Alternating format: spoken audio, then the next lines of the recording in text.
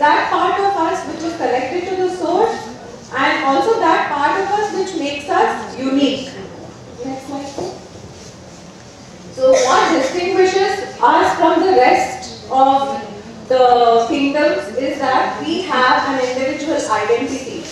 Okay, human beings are not like animals which are in herds. Okay, animals they live in packs, they live in herds. One animal will do what everything else does.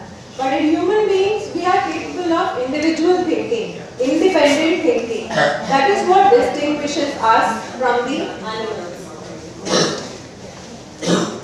Okay, so we have a dual reality. Okay, so this is what we get, what connects us to the source. Okay, the spirit connects us to all that is. We are all part of the source.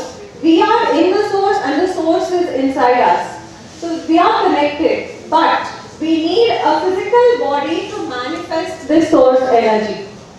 Without the physical body, we cannot manifest ourselves in the earth to achieve our purpose for which we have come into this earth. So our body is our tool, it is our temple, it is our instrument. We need the physical body for the spirit to manifest on this earthly plane. Next one, please. Okay, you can just go one by one. Okay. Sometimes, however, what happens is that the spirit is not able, so every time, we pass on to the other world after death, and then we come back into another human body, into another body to complete our cycle and move on to the next life. So the spirit has to really incarnate into the new physical body. So this is something that we've all taken for granted. But it's not always easy for the soul spirit to incarnate into the human body. Sometimes there are obstacles. Sometimes there are challenges. So it is not always smooth for the spirit to incarnate, to get embodied. So because everything is made up of energy, all matter is made up of energy. So the energy or the vibration of the spirit has to match with the vibration of the physical body. But is it because people who have no problems incarnating into the physical body, is it because our bodies are vibrating at a high frequency that is matching the incarnating spirit? Not necessarily. It could be because the incarnating spirit sometimes is much more expanded than a typical soul spirit that is incarnating. So certain spirits are much more expanded and much larger to be able to fit in and match with the vibration of the physical body. Next one. Yeah, so sometimes the body is too dense for the spirit to incarnate. Next one. Sometimes the physical body is also compromised because of the environmental influences that make it a little less pure and vibrating at a lower frequency. Next one. Okay, there are various causes for difficulties or challenges in incarnation. One is to work out the past karma. So the soul of the child or person chooses a body which is compromised. I need this particular body to be able to do what I need to do in the next life. So the soul chooses a body that is compromised to work out their karma. Second is to help the parents work out their karma. So the parents also choose that I, in my next life, need a child with a compromised physicality so that I can serve and I can do something for this child. And third is to achieve a higher spiritual purpose. So I need to come into this physical body so that I am in touch with the divine. I am still partly in the divine world so that I can achieve my purpose, which could be to help raise the vibration of the entire humanity. Also, there are causes which interfere with healthy incarnation process, that are the vaccinations, antibiotics and medications which actually they render this vehicle a little more denser and impure for the spirit to be able to incarnate very well. Again, on the same line, the synthetic flavors, chemicals, additives, processing of the food, which is happening now of late much more than it was happening earlier. So, which is why probably the incidences of children finding it difficult to incarnate is increasing. The third is again the technology, the electronics, the radiation, and all the electromagnetic waves and the towers and the Wi-Fi, which is all over the place. This is also a phenomenon of the past 20 years or so, which was not there in so much earlier, which is again probably making it difficult for the new souls to incarnate into this body.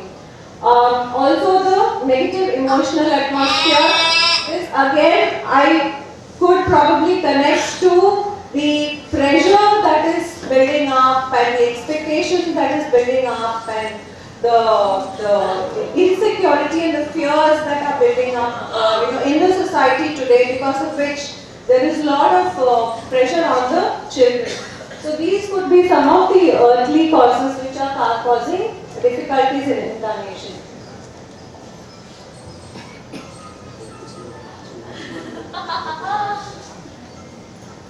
Okay, so what happens when a soul or a spirit is not able to incarnate deeply into the body? What are the challenges? So some of the challenges that could occur because of that are behavioral issues, sensory issues. So because the spirit is not fully inside the body, the child doesn't really feel his presence here on earth.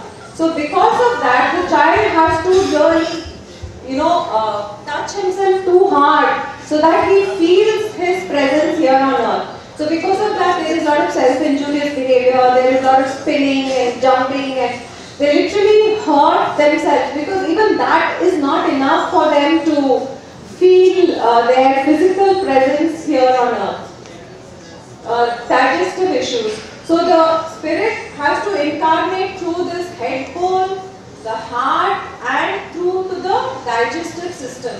So it stops somewhere here in the solar plexus, and the lower chakras are weaker because the spirit is not coming down fully up to the metabolic system. So because of that, the lack of the ego forces into the metabolic system, the digestion is often compromised in children with autism and ADHD and sensory processing issues. They have either constipation or diarrhea or gas or colic. They have a lot of digestive issues. They have difficulty in sleep also. So many children cannot sleep and they have severe sleep disturbances. Seizures, again the spirit is trying very hard to come into the body, and there are problems in various organs through which the spirit comes, and there they have problems. And again, when the ego is centered beautifully in the body, we are able to focus. So we are not, our consciousness is not all over the place, it is just centered within the body. So the child is able to focus and pay attention and do one thing at a time. But when the consciousness is all over the place, the child is also all over the place. He is not centered. He is not held together by the ego. So because of which there are problems in attention and concentration. Yeah, so when the ego is not fully incarnated into the body, the ego integration does not take place the way it should. So because of this, we say the ego is the I. So very often children on the spectrum do not use the word I. They use their name as a third person.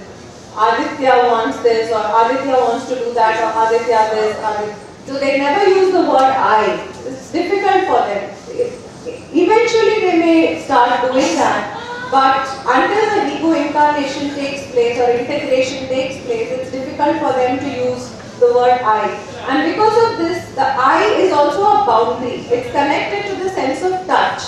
And the children lack in boundaries because they are one with everything. The spirit is still connected with the larger consciousness from which we have all come. So they are not limited to this physical body. They are one with everything. So that's why yesterday somebody was talking about he'll go into, I think it's Aishi, she'll go into anybody's house and sleep anywhere and take anybody's, because there's no yours, there's no mine. It's all oneness. So they are in the state of Advaita. They are not in the state of duality, but they are still in the state of oneness. Okay, so unfortunately in the conventional methods, what is happening is the children are often blamed for their behavior. They are blamed for whatever they are doing or expressing or acting out through their behavior because of lack of understanding. So we don't know that these are the issues that the children are facing and these are their challenges. But once we understand what are their challenges, then we'll be able to empathize a lot more with them. So this physical body, it's made of matter. It is just substance that is built up using whatever is available on the earth. So we nourish the physical body not only with food, but we also nourish it with all the sensory impressions that are around and also the emotional impressions. So our physical body is made up of many things. It's not just the food, but the child has to digest the sensory impressions also as well as the emotional impressions that come towards him. So yeah, we are talking about vibration. So everything has its own vibration, frequency and energy. So God, love and also I would add the natural world like the animals and the plants. They all share the same highest, purest frequency. So the children with autism, because their ego is connected with all that is, with the entire consciousness, they are also vibrating at the highest, purest frequency. So they are partly in the spiritual world and partly on the earthly plane. And because of that, they are vibrating at the highest frequency of love. So all that they know is love. Beyond that, nothing matters. So they love unconditionally, and no matter how incapable we are or how impatient we are or how ignorant we are, they still love us without any conditions. Okay, and since their consciousness is outside, they are connected with the etheric world where all the thoughts are. Yeah, I mean that is another theory, like I liked what Ramanand talked about also, but another theory is that they are connected to the etheric plane where all the thoughts exist and they have access to all information, the Akashic library, and they can access any information that they want. They know languages without ever having been exposed to them. They know alphabets without ever being taught. They know how to do sums without ever having been taught. So they have access to the Akashic library. And they have the highest level of empathy. So the pineal gland explanation makes a lot of sense to me even as I speak. So the theory of mind says that they don't know what the others are thinking, but it's quite the opposite. And their level of empathy is so high that sometimes they have to really shut themselves off to protect themselves from picking up all the energies of the people around them. So which is why it's difficult for them to go into crowded places and to malls and weddings and all, because they are actually sucking in the energies that are around them. So these children are never ever capable of any negative thoughts or malice or judgment or any negative emotions. They are pure. They are really pure. I mean, some of you would have picked up my book. I have talked a little about this purity in that also. Yeah, all these virtues I would say are because the ego is not fully integrated into the body. Yeah, so I was reading about Meher Baba, and Meher Baba was a silent saint. He was not speaking for 40 years and he would use the letter board. And later he started using gestures. But Meher Baba, one thing that he loved doing, or he really made it his life mission to do, was that he would seek out people called musts. They are must, like they are mastana. You know, they used to be. This I read recently, but when I was a child in Hubli, there used to be a mastana in the bus stop. Okay, he would be unkempt, he would have dreadlocks, and he would just be sitting there in bliss. I mean, I can recall that he looked now to me, he was in bliss. So they are always God intoxicated. They are only aware of that divine world and they are not connected to the physical world. So Baba would go and he would bathe them and he would feed them and he would clothe them and he would wash their feet and he would serve them. Like he has sought out so many musts. He knew where they were and how to find them and he would serve them. So for me, working with children with autism is no less than serving those who are, like Steiner has said it himself, that these children are divinity and that we are the priests. So for me it's amazing. Okay, now how do we help these children? Do they need our help? How can we help them? What we can do for them? What can we do for them? We'll come to another question later. Okay, so how do we help the ego to incarnate in a deeper and more healthy way into the physical body is by nourishing the 4 lower senses. That is the sense of touch, movement and balance, and then the 4th one is the sense of life. So in the early stages, they really need to work on the sense of touch, vestibular and proprioceptive. This is all done in occupational therapy without talking about spirituality. It is being done because the knowledge comes from the source. So they all need a lot of movement and fitness and physical activity and touch-based sensory integration, and all that really helps these children. The life sense that I talked about, it is connected to the life rhythms. So all of us are products of nature. And in nature we see a lot of rhythm, the Big Bang and the black hole and the seasons changing, it all happens in a particular rhythm. The sun setting and rising and the moon waxing and waning, the birds coming out and going back, everything has rhythm. Our heart has a rhythm, our lungs have a rhythm. But unfortunately, due to our free will, we have lost touch with the natural rhythms.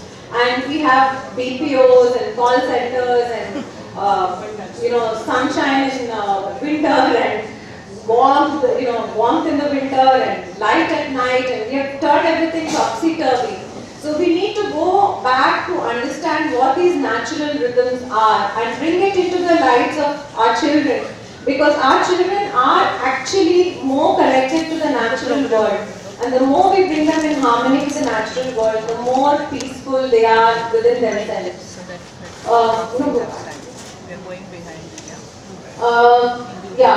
Keeping them away from everything that has a low vibration. So intuitively we can make out what has a high vibration and what has a low vibration. So anything that is natural vibrates high, and anything that is synthetic and artificial and electronic and technology, that has a lower vibration. So let us expose them to everything that has a high vibration. Food that is fresh, local, homemade and seasonal, not imported, not preserved, not, keeping the environment calm, not overstimulating, like Dr. Abu Bakr was talking about it yesterday. Not to overstimulate them, but just give them a calm, quiet, peaceful, natural environment. Not too many loud sounds. Let us go take them to parks and to mountains rather than taking them to malls and to movies. Also, the most important thing is the adults and the caregivers around the children. If we have talked enough about it already in the last 2 days.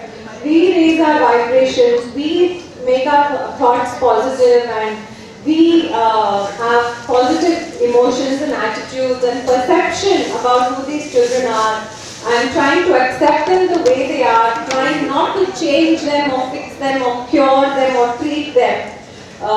Try to understand them rather, where they come from. Then I think it will be a much happier place for these children to live in. So yeah, again, a human being has three-foldedness.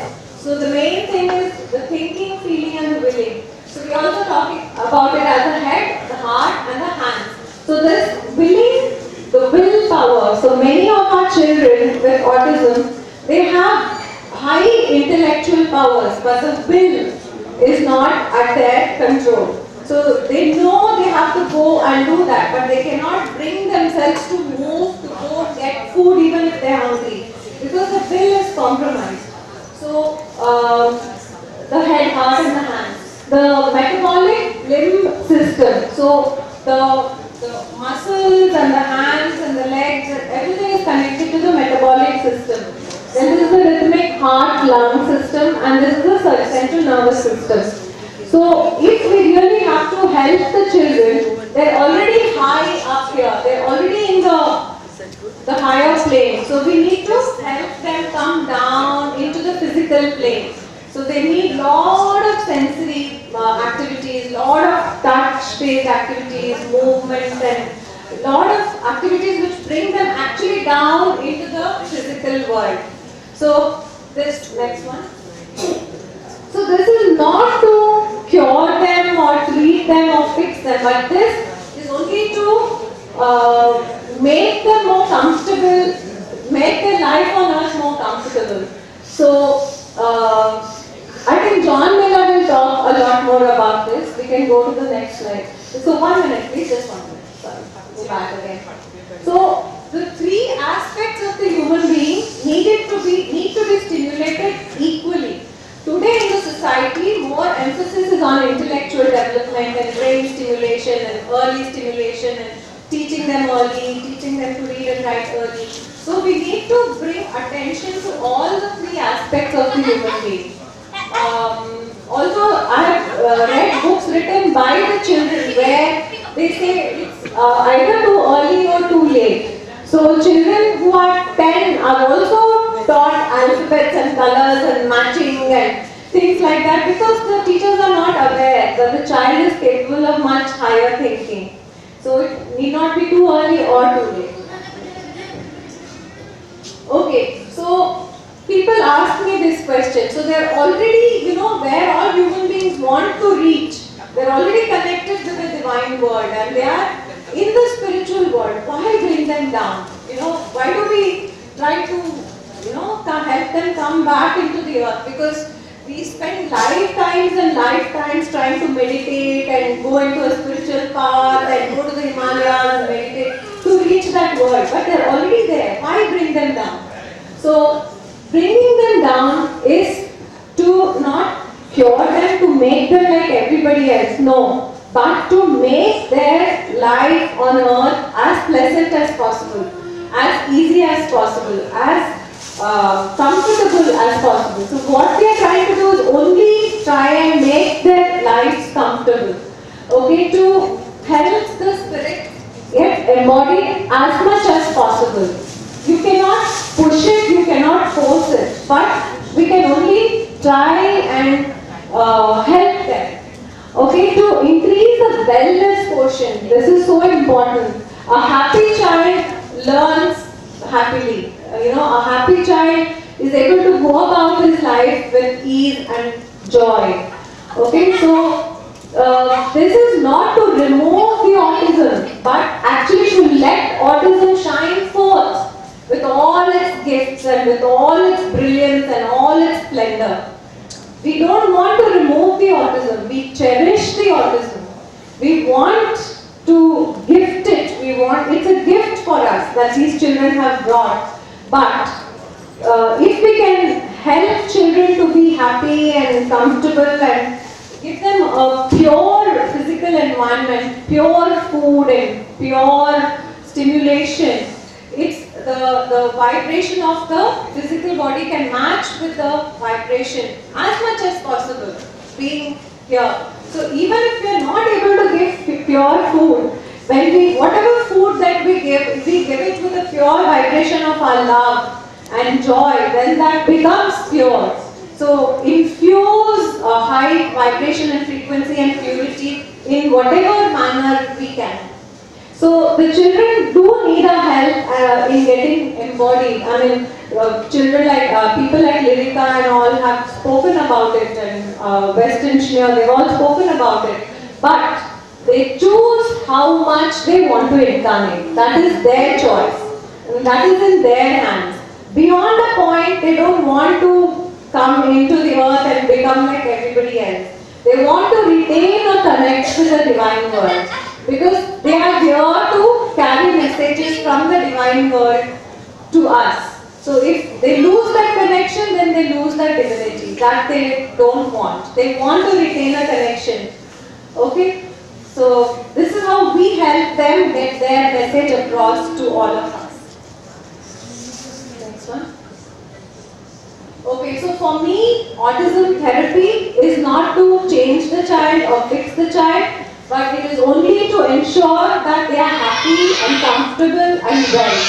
And it's also for me now, I was running a school for children with autism, but I have closed it and I want to evolve into another role. I don't know what is coming. For me, this conference is actually a portal to my next stage. So for me, I want to help the parents understand who these children are in as simple a language as possible, and accept the children for who they are, try to learn what they are trying to tell us, and not to be afraid of autism, because many children, many parents are so afraid of that word, and they say, उसको सिर्फ ADHD है, autism नहीं है, उसको वो अभी autism का label नहीं है. I'm not talking about the label, but about the essence of autism. You know, it's once we understand the essence, I think we will be able to cherish it and love it all the more than we used to before. Okay, so the child is not less. The child, yes, is different, but definitely not less. And also, which Nandini talked about yesterday, it leads us to become better human beings, and to actually the children are raising our vibration. So they are here and we raise ourselves to their level. So it is said in anthroposophy that children cross the rainbow bridge, you know, when they come down to earth. So they are walking down the bridge and we are walking up the bridge. So we meet somewhere halfway. So they descend and we ascend. Next one. Yeah, so basically some of the resources that have really inspired me, and I have learned a lot from all these people, and there are many more. I cannot talk about all of that here, but these are some of the resources that I would like to mention. Lyrica, Mia and Gail have, I feel, kind of sown the seeds, you know, into this whole process. I met them 5 years back, I think. The beautiful book written by both of them, Autism. Then Awesomeism by Susie Miller, which Sangeeta had gifted me. And Waiting for Western is again an amazing book. Reason I jumped, I don't remember, it's a Japanese little boy who started communicating. And Edo and Autism Land, again with Soma Mukhopadhyay's help, we started communicating. Autism and the God Connection by Bill Stillman, I had read even before I met anthroposophy. So for me, that was a huge eye-opener. Autism, holistic approach, this gives a little bit of a cue about how we work in anthroposophy with these children. And Curative Education Lectures by Steiner, this is a holy text, a holy Bible for us. So this is what I wanted to share with all of you. Thank you so much.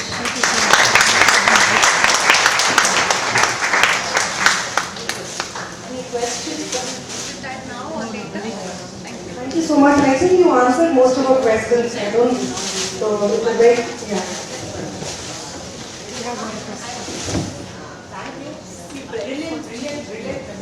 Thank you. Fantastic.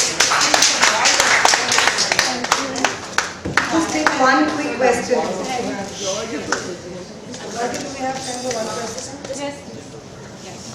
So my question is, you discussed how children who have been diagnosed with autism, however you want to term it, I'm not going to speak with the name, but if you call them children with autism, should be given, pure input. So pure. Yeah, I will look. So thank you for your wonderful talk and presentation. And you just, in one part, you discussed how children with autism should be, and don't use the terminology, but children with autism should be given purer inputs, such as pure foods, local foods, foods without chemicals, and go to nature and given these things. How is this different than what other children should receive, children who have not been diagnosed with this? No, it's the same for all. It's the same for all. But since our children are much more sensitive, since the children we are talking about, they are much more sensitive and highly vulnerable and highly, sensitive is the word. All children deserve a pure environment. All children deserve high vibrational parenting. All children deserve it, but because of the constitution, life is much more miserable for children who are on the spectrum, who have ADHD, who have sensory processing issues. So for them, it is much more urgent and much more immediacy is required than children who are able to get by. I'm not saying that they don't need it. Everyone needs it. We also need it. In fact, after realizing all this, I have started trying to, eat purer food and eat more consciously and live more consciously, so I can raise my vibration to meet them somewhere. So I think it's good for everyone. Why all these books are foreign authors? We have a lot of Indian authors here. Yes, I will have to go back to the scriptures. I've got my Srimad Bhagavatam where a lot is talked about autism, so I have to go back to our scriptures which are very old, and in this conference I have gotten so much new information, and I will surely go back and explore all that. Thank you. Nirupama, you can write the new one. Taking it a step forward is our next topic, which is called Project Love. A woman is like a tea bag. You can't tell how strong she is until you put her in hot water. One such strong-faced woman is our next speaker, Tasleem Farzana. Nada Kriya Yoga, Shiva Yoga, which has led to an experiment of sound, brain and nervous system. Invitation to the world of autism was a happening, and now working towards the goal of life, handed over to her. Thank you, ma'am. We welcome you to the podium.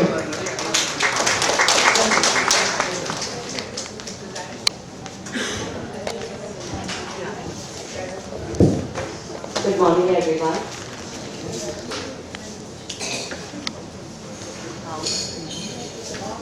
So, to begin with,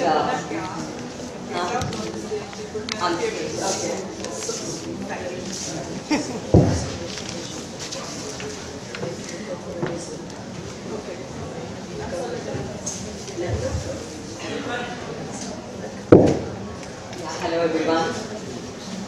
My journey began with my own seeking of the self and a spiritual search, and then whatever I started to experience and what I started to live finally led me to the world of autism.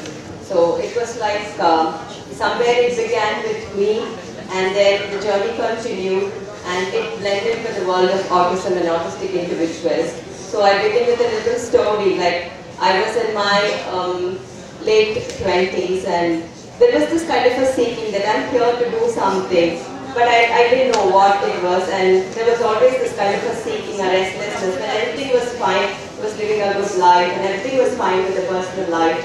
And then the search led me to my teacher, one Mr. Ashok Kumara. He is a gold medalist from IIT Chennai and he was working with Microsoft USA. We didn't meet actually, the communication happened over emails, and then he introduced me into the world of Kriya Yoga. And I had this kind of a seeking that I'm here for something, and there is something, I had lots of queries and questions, but I didn't have any answers as such. And Ashokji, he led me into the world of Kriya Yoga. Kriya Yoga opened up a beautiful world of mantras, sounds from the ancient scriptures, from the sacred languages.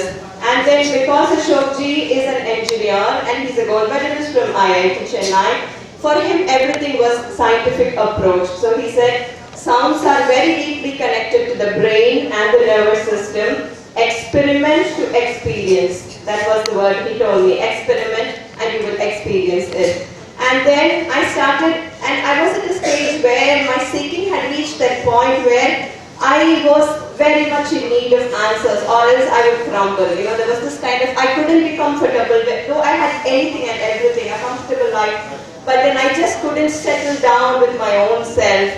So, kind of a last straw point in my life where then I hooked on, I clinged on to Kriya Yoga. Until then, I was very much a businesswoman with a career consultancy and then helping people to migrate and settle down in Australia and then having an industrial catering unit and all that. But one fine morning, I decided to shut down everything and close down everything. And within a week's time, I wrapped up everything and then started my sadhana. I spent around 8 hours a day experimenting the sounds. And it was like I was wanting to experiment and I was wanting to see what is there on the other side. And after a while, now the world of sounds and mantras opened up. They opened up their brilliant world to me. And like Dr. Abubakar yesterday started off with his presentation where he said a dream-like state where autistic individuals exist in a dream-like state. So to me the beginning was with dreams. And it so happened that it was like a state of awakening where I started getting dreams where I was aware. The dreams, it was a world of dreams. I was traveling, I was meeting, or I was getting introduced to new teachings or techniques, but I was totally aware in my world of dreams. I could totally recollect. When I was awake, I could recollect everything from what I had seen in the world of dreams. And then like Ramanand gave a very brilliant presentation today about the pineal gland and the third eye. I didn't know much about the theory of pineal gland or the third eye at that point of time, but I started to see beyond the physical senses.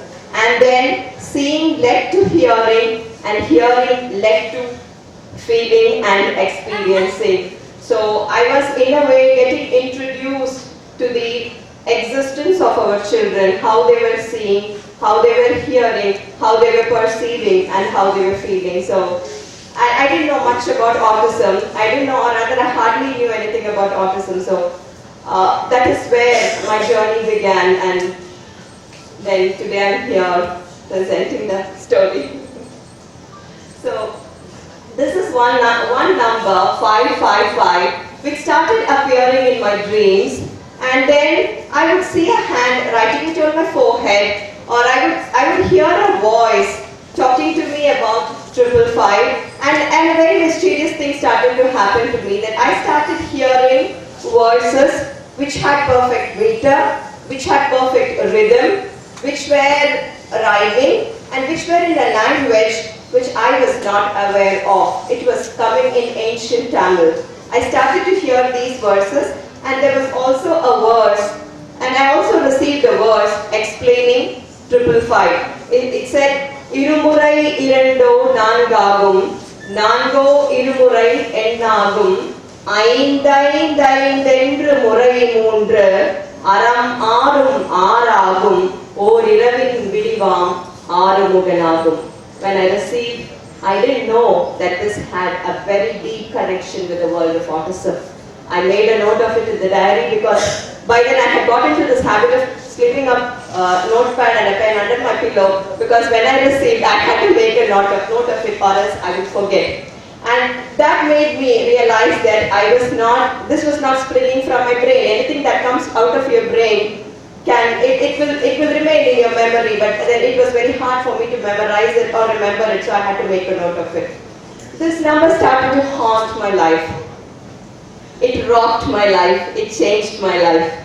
This number was, this dream would appear and reappear, 555. Sometimes there would be a vehicle in front of my house with the number 555. And I will have a query, and very casually when I open the door and go out, there is a car, mostly it is white in color, I really don't know what it meant. And then no one could get out of the car or get into the car, and when I see 555, the car would just move on. This kind of a very strange phenomenon. Yes, ma'am. 3 cars in the same day. Yeah, 3 cars in the same day, and this continued, and this number flashed, and kind of receiving the voice and all that. And after getting into the world of autism, I realized that this has a very great significance to the whole of mankind itself. 555 is actually, if we can say numerically where the mankind stands today, it is 555. And then when I was reading through Secret Doctrine and Gnostic teachings and other things, I came across this diagram which spoke about races. Several races, and this is an inevitable happening. This is the evolutionary cycle. It's already written, it's already encoded. This is the grand design and the grand plan. And there are races, and they are supposed to come one after the other. And we began on planet Earth. We began with polar race, Hyperborean race, Lemurian race, which we know as Kumarikandam, and then Atlantean race, and 5th race is the Aryan race. We are the 5th race. We belong to the Aryan race, and each race it has 7 sub-races. So the first 5 denotes the 5th race, where we stand today, where the mankind stand today, the Aryan race, and the second 5 denotes the 5th sub-race to which we belong. And the third 5 denotes the 5 senses out of which we have been operating, which we are aware of till then. This is where the twist is. Now is the time for the 6th sub-race to arrive on planet Earth. So, are they already here? Because 6th sub-race, they have very different features in them. They operate out of 6th sense, and they connect to the 6th element, and they are the 6th sub-race of the 5th race. And as per the hidden history of humankind, 6th root race actually start to appear on Earth when the 6th sub-race appear. So they take a lot of time to come to ground, to settle down, to merge, to become one with the existing race, and then to exhibit, and then to come out with what actually they hold. So, and then 5 years back, it was very casual. I wanted to do a certificate course on counseling because people started to come to me to learn mantras, and the counseling was naturally happening, but I didn't have any certification on counseling or psychology, so I went very casually to take up a certification course in counseling and psychology, but then they had just finished a batch, and then they said there is a certificate course on special education learning difficulty, and then I was pushed, like Nirupama said, I didn't want to do it. But then I was pushed into the course, and then soon after that, after 2 weeks, I was introduced to a school, Bodhi, and then and I started going there as a part-time teacher, and then there I met a whole bunch of autistic children, and that was my first introduction to the world of autism.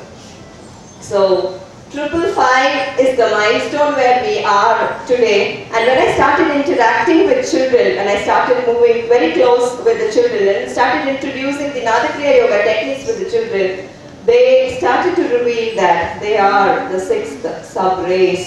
They are here with their very salient features, and they are different from us.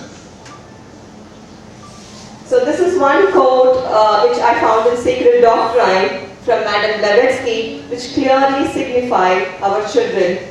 It says, sixth root race souls will silently come into existence, so silently indeed that for long millenniums shall its pioneers, our children, its pioneers, the peculiar children who will grow into peculiar men and women, be regarded as anomalous laws of nature, abnormal oddities, physically and mentally.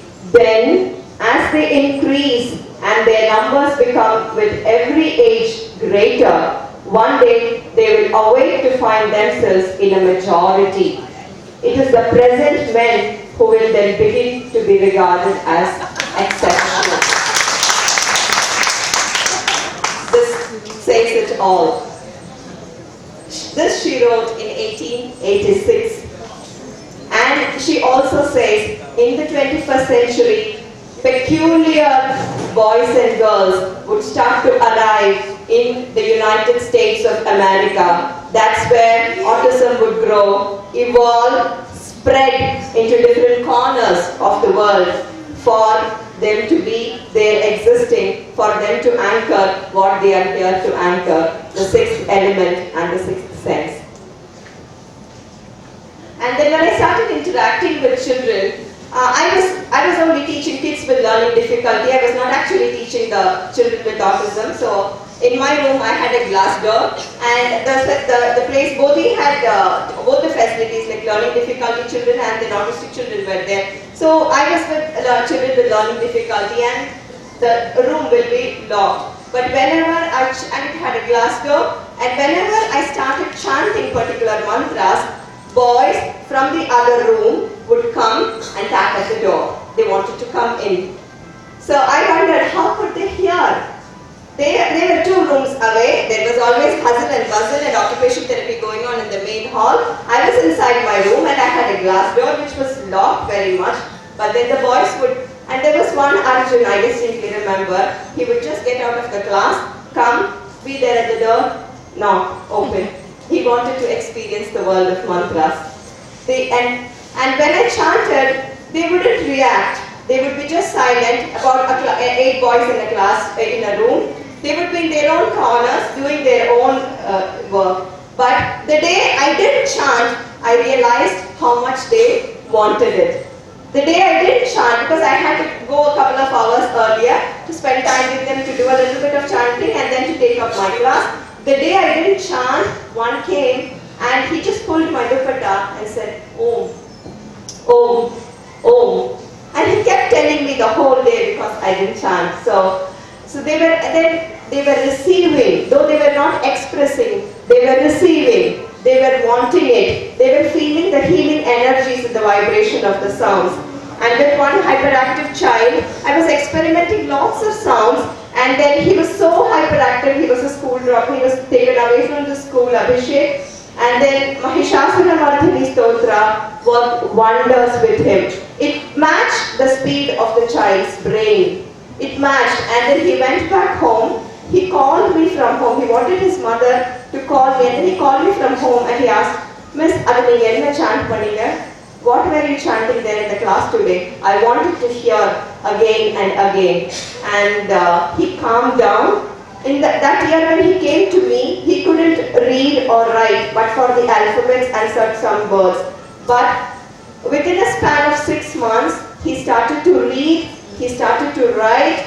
He learned quarter of his own 4th standard syllabus, and the next year he was absorbed back in his school. So that was like a revelation to me that children were absorbing, it was healing them.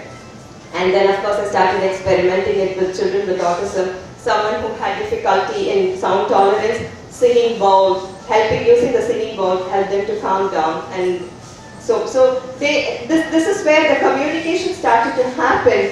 And then somewhere I realized that they are able to sense, they are able to feel, they are able to know without verbal communication. There was a non-verbal communication happening, and then at a later point I realized that they were operating from a sense of prakamya. This also was revealed to me in an early morning hour when I was in a half asleep state, where it said, Prachina, Prakamya, Paradharma, Parikrama, Parinama, Paramonnata, Parameshwara, Parameshwari. And this verse was revealed. I then did not know the meaning of Prakamya until I started a year ago. I started closely interacting and getting the messages of children Chandrakant and Niranjan and Hariram and Bharat and Vishal. And with Vishal I experienced very deep, my experience of Prakamya was very deep with Vishal. Prakamya is nothing but a state where there is full expression and free working of all the senses. That is where our children are. They have a full blossom senses.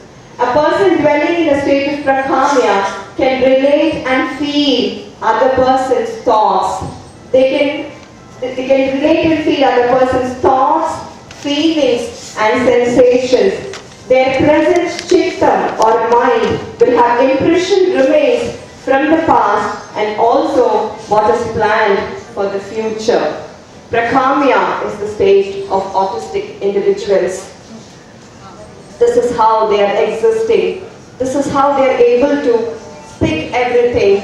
This is how they are able to sense from others. This is making their existence also difficult because they are all along dwelling in a state of Prakamya. They are able to feel, they are able to see, they are able to hear, they are able to sense, and their chittam, their mind, has the impressions from the past and the future. Like Maitli ma'am said yesterday, that she is not allowed to talk the most brilliant stories. They are the secrets of the autism world, so time will reveal much more because they have been revealing how much they remember, because life is continuous.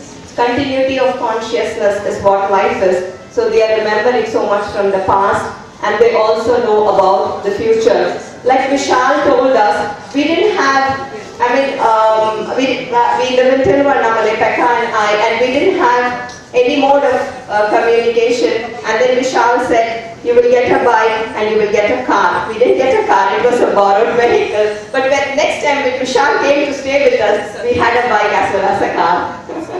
So it is like, and then Vishal says, buy a ladder. January you have to begin the construction of the Virasa. So this is how, and so far whatever Vishal has been communicating, it had lots of relevance, it has lots of significance. So they kind of hold the seeds of past and the seeds of future. And with Prakamya comes the state of Vyapti. These words are in the ancient scriptures. Prakamya and Vyapti are very much in our ancient scriptures expressing what they are. So the sensory issues that our children face, that it springs from the Vyapti, which is an inevitable happening. When one is dwelling in the state of Prakamya, one cannot help but be in the state of Vyapti as well.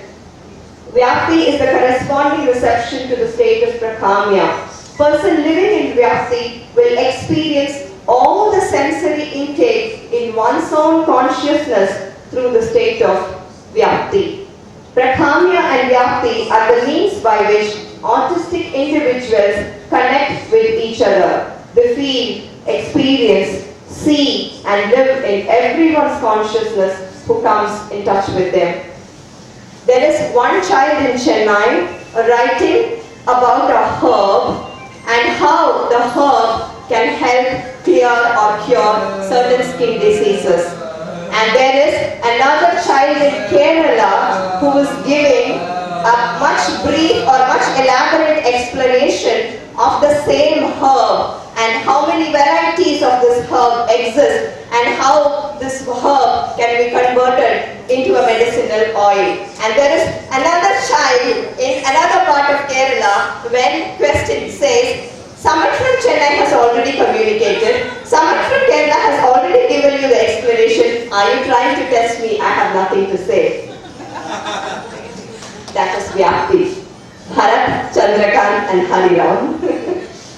So that is Vyapti. They exist in each other's consciousness because that is how they are. because they are the next root race, that is their natural state, that is how their existence is.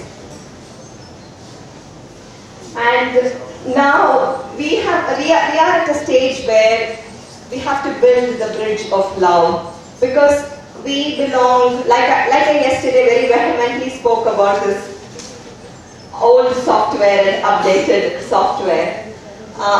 We have reached a stage where we have to build, like Nirupama very beautifully said, they are descending and we have to ascend. That is the process. And building the bridge of love is very, very important, or rather that is the stage we are there today. So elevating the self to activate the Antakarana is one tool to build the bridge of love. Antakarana is the science of mind, and our children, Kalpana is there? Do you have the picture, Kalpana? We were, whatever it is, we were talking, I know Kalpana and I were sharing the ideas and views, and then she had a dream. Can I have it, Kalpana? She had a dream about this souls having this channels from the head up into the higher consciousness, just as Nirupama has made the pictures. So it's okay, but I wish to show it. See, this is like a little diagrammatic representation of Antakarana. We have this advertisement of, I think, glucose, where the straw, and this, it is, Saksita. Antakarana is something similar. Antakarana was our natural state in our ancient times.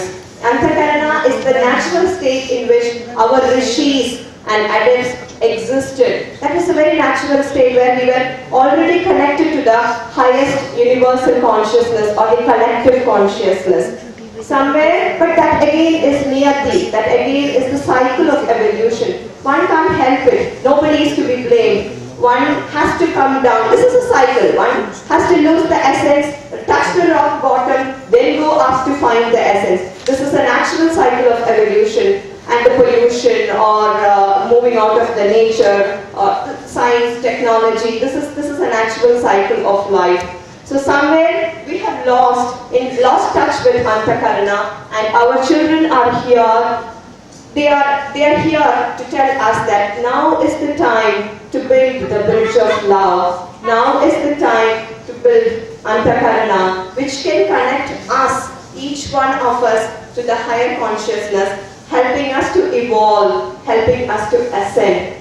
And how is this possible? Through aligning the thought, word and deed. It is very simple yet very complex. One can start building. Antakarana comes crashing down when there are conflicts, when there is tension and turmoil. Antakarana builds up, it is a natural process, builds up when the thought, word and deed are aligned. Through giving up all the crudeness in the self. This is the message children are bringing to us. And unconditionality and self-mastery.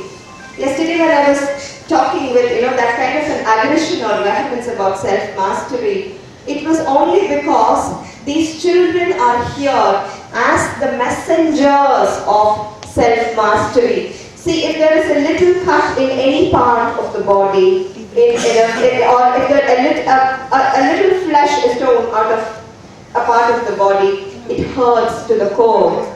These children, like Nirupama was demonstrating, she was saying, these children, they do not have their total spirit integrated into their physical self. And it is my personal understanding that it is their choice. They have made this choice. Like Madam Blavatsky says, they are the pioneers. And they have made this choice not to bring their whole soul consciousness into the physical self. If they do that, they have the threat of getting lost in the world of Maya, in the world of illusion. So they have made this painful choice of leaving one part of their soul consciousness somewhere out there in the universal consciousness, and they have come here half grounded to teach us, to share the message of love, unconditionality and self-mastery. Because when I started traveling the path of Natakriya Yoga, when I started to see, when I started to hear, when I started to feel beyond the senses, I could sense the pain the children are going through. They are not totally grounded in their physical self. The pain the parents go through taking care of the children. So it is a choice that they have made, and we have to honor the choice these children have made. They didn't want to get lost in the world of illusion. They didn't want to get lost in the world of Maya. So they took up the pain on themselves. They are the pioneers. They took up the pain on themselves to teach us self-mastery. It is a state where we have to acknowledge that they are the masters. They are, yes? Bearing the cross for us. Yes, exactly. Bearing the cross for us. They are literally bearing the cross and bearing the pain for us. And they are here to teach us the key is self-mastery. The key which Ramanand showed, the key is the self-mastery. Self-mastery can activate the pineal gland, because self-mastery comes when the status